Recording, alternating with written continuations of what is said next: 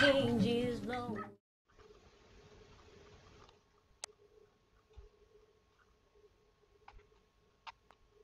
Hello and welcome to Point of View. I'm Tanya Nugent of PNG's newest group. It's an all-girl group called The Vibe. Welcome, Nicole. Thank you. So, The Vibe, an all-girl group. Papua New Guinea's probably first. I don't even know if we've had an all-girl group like this before.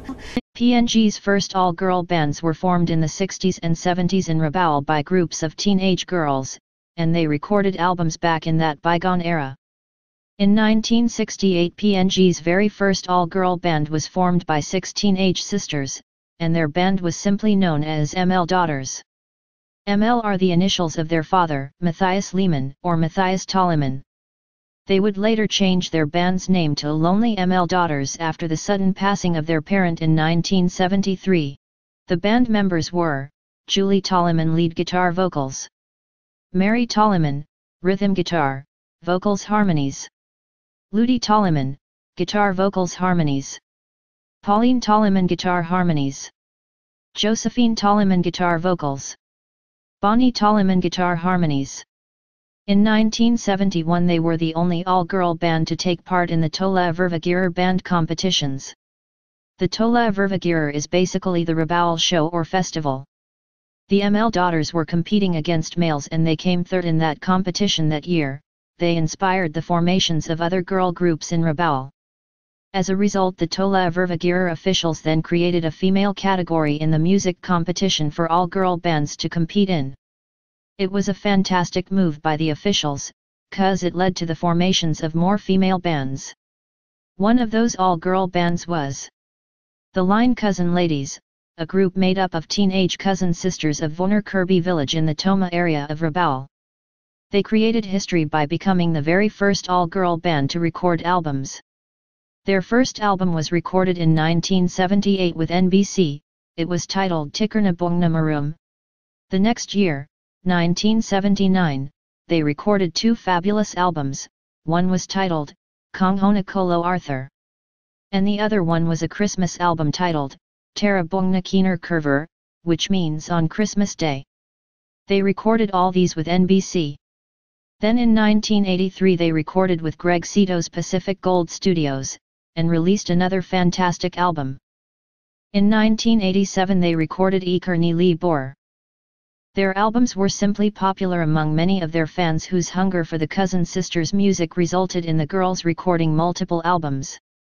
They played live in front of thousands of people at the Tola Vervagirer, performed at special events, and parties. The band members were Mari, lead guitar vocals; Elias Mari, bass guitar, harmonies; Owen Hosea, rhythm guitar, vocals, harmonies; Lithlon Mari, guitar, vocals, harmonies; Nai Eli, guitarists, vocals, harmonies; Martina Tegat, guitar, vocals, harmonies; Arceus Petiti, ukulele. Manager, Elikas Takius. Their style involved plucking the guitar strings using what is called the 5-key tuning technique. Both these female bands are in the history books in many parts of the world.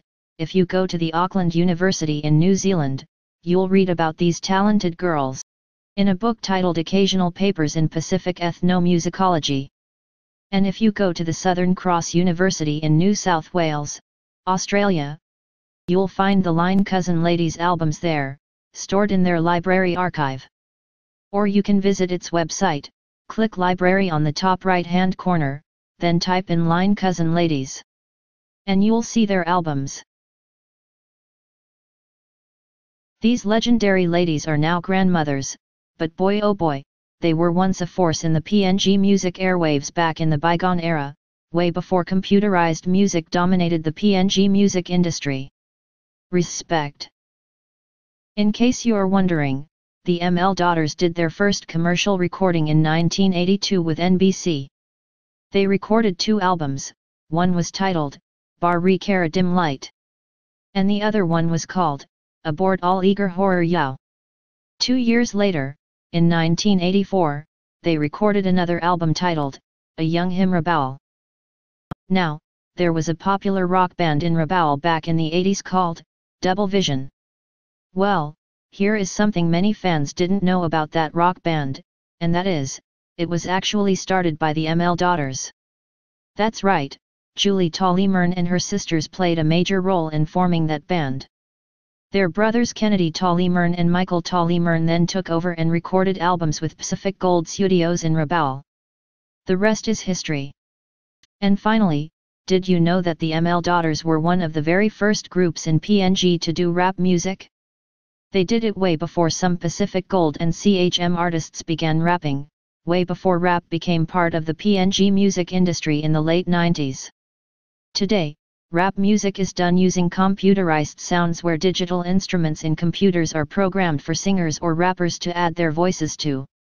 But back in 1982, Papua New Guinea did not have this digital technology or computerized studios.